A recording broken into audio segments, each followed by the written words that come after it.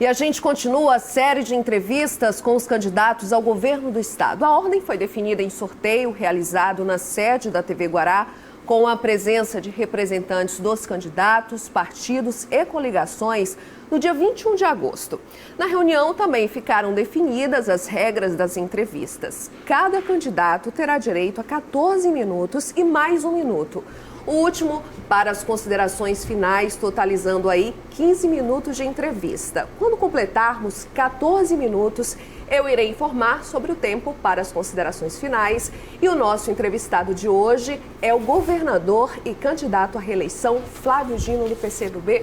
Boa noite, seja muito bem-vindo, candidato. Boa noite, um prazer falar com você e meus cumprimentos a todos os telespectadores que nos acompanham nessa importante entrevista. Candidato, eu gostaria de começar falando sobre segurança pública. O senhor nas entrevistas, nos programas eleitorais, sempre destaca aí o bom desempenho do Estado com relação ao aumento do efetivo de policiais, viaturas, equipamentos e tudo mais. Mas eu tenho aqui dados do Fórum Nacional de Segurança que apontam uma ação efetiva da polícia no quesito repressão. A gente tem redução do número de mortes violentas intencionais e redução de lesão seguida de morte. Mas, em contrapartida, a gente teve um aumento no caso de latrocínios, de crimes violentos intencionais, roubos de veículos e também de cargas. Quais são as suas propostas aí para fazer um equilíbrio entre a ação policial da inteligência e a operacional? Bom, são dois aspectos diferentes. O primeiro é que no conceito do Fórum Brasileiro de Segurança Pública, nós temos as mortes violentas intencionais. É uma espécie de guarda-chuva. E nesse guarda-chuva estão os homicídios, estão os latrocínios e as lesões corporais seguidas de morte. São 3 espécies de crimes que estão sob mortes violentas intencionais. Nesse quesito, há um conhecimento pleno, inclusive dos dados do Fórum, de que nós diminuímos a trajetória de crimes, revertendo uma tendência que já tinha 10 anos. Nós tivemos um crescimento em uma década de 330% no número de mortes violentas no Maranhão antes do nosso governo. Depois nós retomamos uma trajetória de queda, nós estabelecemos uma trajetória de queda. No que se refere aos crimes contra o patrimônio, caso, por exemplo, de roubo de veículo, de cargas, etc., nós tivemos um efeito muito duro da crise econômica. Então, você vai ao ponto correto. Nós precisamos entender que a política de segurança pública, e nós temos feito isso, não se refere somente à polícia. A polícia é uma parte muito importante que nós cuidamos. Né? A repressão. Mas você precisa de um ambiente favorável, ou seja, você precisa de oportunidades de trabalho, economia funcionando, e isso diz respeito muito à questão nacional, o debate sobre o país, e você precisa também de ações preventivas. Nós implantamos o Pacto pela Paz, que resultou na instalação de conselhos comunitários pela paz aqui na ilha, e nós estamos propondo agora para o 2º mandato, que esse pacto vá para todo o estado, não fique apenas na ilha de São Luís, e nós estamos avançando nessa direção da prevenção, mediante a proposta de o vídeo monitoramento que existe em São Luís, também ir para as principais regiões do estado. Nós acreditamos que a soma disto vai garantir que os bons resultados que nós colhemos nas mortes violentas intencionais, como o Fórum Brasileiro de Segurança Pública atesta, também ocorram em relação a outros crimes. Governador, candidato, ainda se relaciona muito ao crescimento do crime, da violência, à pobreza. Eu quero saber se ainda é um grande desafio aí para o governo combater a pobreza no Maranhão. No Brasil, eu diria, porque nós tivemos um período muito difícil para o nosso país, que resultou que todos os estados, rigorosamente todos, tiveram o crescimento da taxa de pobreza. O país teve um crescimento da taxa de pobreza, os estudos do professor Marcelo Neri e outros pesquisadores mostram isso, infelizmente. Então, nós temos que estar com um olho no padre, outro na missa, um olho acompanhando cada coisa, ou seja, olhando para o nosso Estado, as políticas públicas, os serviços públicos e os direitos que nós podemos resolver aqui, por exemplo, a educação, e, ao mesmo tempo, o outro olho para a questão nacional, que diz respeito à ativação da economia. Programas como Minha Casa Minha Vida, por exemplo, que foram praticamente paralisados em nível nacional. geram muitos prejuízos, inclusive para a política de segurança pública, porque não se trata apenas de erradicar a submoradia, se trata de milhares de empregos que são gerados pela Minha Casa Minha Vida. Então nós precisamos nesse período, e esse é o meu convite aos eleitores, é que haja uma dupla reflexão. O Maranhão não é uma ilha, a nossa capital é uma ilha, mas o Maranhão não é uma ilha. Nós precisamos também que o Brasil nos ajude. Esse período liderado pelo presidente Michel Temer foi muito difícil. E eu acredito que com a eleição presidencial a gente vai encontrar uma política econômica melhor em nível nacional que vai nos ajudar a combater a pobreza extrema e gerar oportunidades, como nós fizemos. Se você pegar a geração de empregos no Maranhão em 2018, o indicador é positivo, em 2017 também. Porque nós fizemos muitos investimentos, segunda maior taxa de investimento público do Brasil, mas sozinho eu não dou conta, né? Bom, com relação à geração de empregos, o Maranhão foi o estado do Nordeste que mais criou vagas de emprego, dados do CAGED aí de junho, julho, mais criou vagas de emprego com carteira assinada do Nordeste, o terceiro do país. Como é que se faz para se manter um estado numa situação de crise econômica e alcançar um resultado como esse? Você precisa ter seriedade no trato do dinheiro público e saber onde aplicá-lo. No nosso caso, nós conseguimos manter as contas públicas mais ou menos em ordem. Eu digo mais ou menos porque eu tenho que levar em conta o quadro nacional. Nós temos condições razoáveis, considerando outros estados que não conseguem pagar os servidores. Nós estamos pagando rigorosamente em dia. Nós temos estados que metade das viaturas policiais não rodam durante o dia porque não tem combustível. Essa é a desordem fiscal do Brasil. Nós não vivemos isso, nós vivemos um estado organizado e eu te diria que o segredo é uma alta taxa de investimentos públicos. Nós tivemos a segunda maior taxa de investimento público do Brasil, atrás apenas do Ceará. Como ficou o balanço do seu governo com relação a gastos e arrecadação? Nós procuramos manter esse equilíbrio, considerando que a responsabilidade fiscal, além de ser um dever do governante, é um patrimônio da sociedade. Quando o Estado se desorganiza, o governo se desorganiza, quem paga a conta não é o governante apenas, quem paga a conta é a sociedade.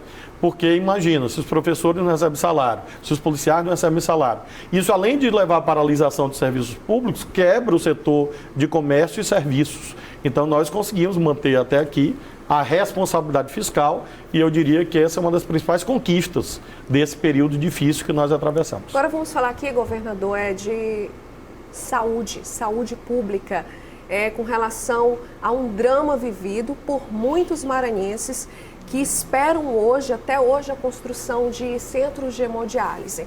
Em maio, a Justiça chegou a bloquear das contas do governo do estado aí mais de R$1 milhão. O que o senhor diria para o eleitor que está acompanhando agora o Maranhão Acontece e espera a conclusão desses centros? Nós já tivemos a ampliação dos serviços, no caso de Chapadinha. Nós já iniciamos o serviço de hemodiálise. O serviço de Pinheiro está em fase final de construção. Por trás desses centros de hemodiálise há uma longa história, que não há tempo para contar aqui, mas uma herança difícil, um contrato difícil que eu herdei, que eu recebi, e nós estamos corrigindo isso. Chapadinha já começou a funcionar, não existia, existe agora. Pinheiro está em fase final, a nossa expectativa é que funcione na próxima semana. E a próxima meta é em São Luís, em Balsas. Para no sul do Maranhão nós também temos serviço de hemodiálise.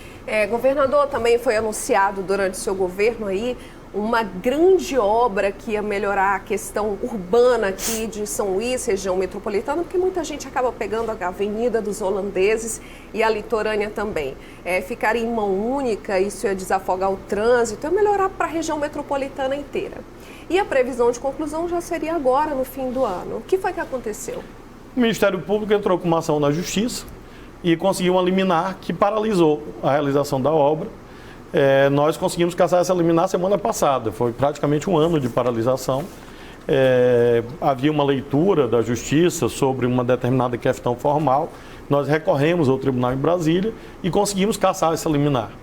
E com isso a obra está finalmente pronta para começar, porque nós licitamos, temos o dinheiro, etc. E nos próximos dias, nas próximas semanas, a obra vai começar finalmente. O atraso decorreu disso. É muito difícil fazer grandes obras no Brasil, por uma série de questões jurídicas. Mas nesse caso, graças a Deus, a obra está bem encaminhada. Bom, Governador, a gente está chegando aí numa reta final de campanha e a gente tem percebido que iniciaram alguns ataques à vida pessoal, à vida íntima de alguns candidatos. O que o senhor acha dessa postura de alguns candidatos e está caindo o nível da campanha? Bom, eu discordo totalmente disto, tanto que nunca o fiz. Eu só faço crítica política. Nunca ninguém viu na minha trajetória de 12 anos como político e 29 anos como servidor público em vários cargos, concursos e etc., eu fazendo esse tipo de ataque. Eu atribuo muito a um certo desespero próprio de quem está vendo os seus últimos trunfos se esvaírem. Ou seja, eu estou muito confiante de que o povo do Maranhão vai confirmar o caminho da mudança e que nós venceremos com Everton e com Elisiane as 2 vagas no Senado, e isso gera uma instabilidade emocional por parte daqueles que se acham donos do Maranhão. Eu não farei isso, não faço e condeno veementemente. Graças a Deus, a Justiça Eleitoral tem sido muito cuidadosa na apreciação dos nossos pedidos de direito de resposta, tenho exercido isso, mostrando que não é o caminho da agressão. Discutir a política, discutir o que cada um fez. E eu estou muito tranquilo, porque hoje eu posso dizer, decorridos 3 anos e meio, apesar da pior crise do século, nós melhoramos a saúde, melhoramos a educação, melhoramos a segurança. E esse é o desafio que eu faço. Vamos debater política pública, o que cada um fez, o que cada um pretende fazer, porque é muito feio, além de tudo. Eu acho que, além de inadequado, eu acho que é um mau exemplo. Ainda mais lideranças políticas que já são bastante antigas, que têm 30 anos, 40 anos, 50 anos de vida pública. Eu acho que deveriam ser mais respeitosos em relação aos seus adversários. Bom, eu acredito que devido ao seu desempenho nas pesquisas eleitorais, o senhor tem sido aquele em que eles tentam atacar politicamente. E existem propagandas eleitorais em que falam que o seu governo foi um governo de continuidade, que continuou obras e que inaugurou obras prontas. Como que o senhor responde?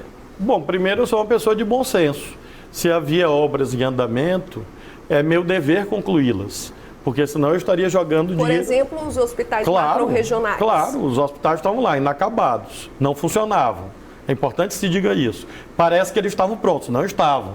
Estavam inacabados. Ora, a população precisa. Só porque foi outro governo que começou que eu não ia terminar, isso seria disparatado. Então, eu respeito o dinheiro público. Então, estava inacabado, eu achava importante, achei importante, peguei, apliquei o dinheiro, concluí, abri as portas, coloquei para funcionar, coisa que os outros não fizeram. Um investimento altíssimo, de 300 milhões por ano, porque na saúde, caro não é construir, e o senhor ficou caro com é manter. Mais de R$1 bilhão em caixa? Eu acho que é uma confusão entre contas bancárias pessoais e contas bancárias do Estado. Porque na conta bancária do Estado não tinha isso, tinha 24 milhões. Agora, na conta dos outros, eu não sei o que tinha. Agora, posso afirmar o que tinha na conta do Estado. Não tinha realmente esse recurso. O que havia era operações de crédito, com o BNDES, depois nós criamos com a Caixa, com o Banco do Brasil, mas são recursos do governo federal, não são recursos do governo do Estado. E eu herdei uma dívida de 6 bilhões de reais. 6 bi é a dívida do Maranhão. Então, a dívida é realmente um peso grande. E quem está pagando a dívida sou eu. Precatórios. 4 anos de calote. Quem está pagando sou eu. BNDES, quem começou a pagar fui eu. Bank of America, uma operação em dólar, contratada a R$2 e paga a R$4. Uma operação ruinosa para as finanças do Estado. Quem está pagando sou eu. Então, em relação às dívidas, o meu mérito é pagá-las, as dívidas que os outros fizeram. Candidato, alguns candidatos que eu já entrevistei aqui, eles falaram em auditoria da dívida pública do Estado. Bom, a dívida ela é conhecida, ela é transparente, né? Essa dívida de 6 bi se refere às operações do BNDES, Bank of America, que é essa operação feita pelo governo anterior, e há dívidas com bancos públicos, Caixa, Banco do Brasil, enfim, precatórios com a Justiça, com o Tribunal de Justiça. Então, a dívida é conhecida. Eu, particularmente, acho que, neste caso, talvez pudesse auditar a razão dos contratos, mas eu posso afirmar que a dívida, infelizmente, existe. E tanto é que nós estamos fazendo um esforço gigantesco de pagá-la. né? Candidato, a gente já vai encerrar a nossa entrevista aqui. O senhor tem 1 minuto aí para as suas considerações finais. Agradecer a TV Guará e, ao mesmo tempo, a população que tem me recebido tão bem, com tanta gentileza, com tanto carinho, com tanto respeito, que tem me ajudado nessa caminhada. É uma caminhada dura e difícil, como disse, pegamos uma crise econômica gigantesca, mas eu não me intimido, muito ao contrário. Fizemos um governo realizador, um governo de obras, muitas obras, milhares de escolas construídas, reformadas, reconstruídas. Às vezes dizem, as escolas não existem, basta visitar, são lá os estudantes, professores. Um governo que avançou na educação, na qualidade da educação, no índice de desenvolvimento da educação básica, o IDEB, que implantou ensino em tempo integral, que colocou mais policiais, mais viaturas, mais armamentos, mais hospitais, ampliamos em 40% os leitos hospitalares. Vamos inaugurar amanhã mais uma grande unidade, a maternidade da cidade de Colinas. Então, um governo que fez muito, um governo sério, honrado, um governo ficha limpa. Eu peço a ajuda de todos para a gente continuar no governo com 65 no dia 7 de outubro. Obrigada, candidato. Boa Obrigado, noite. prazer.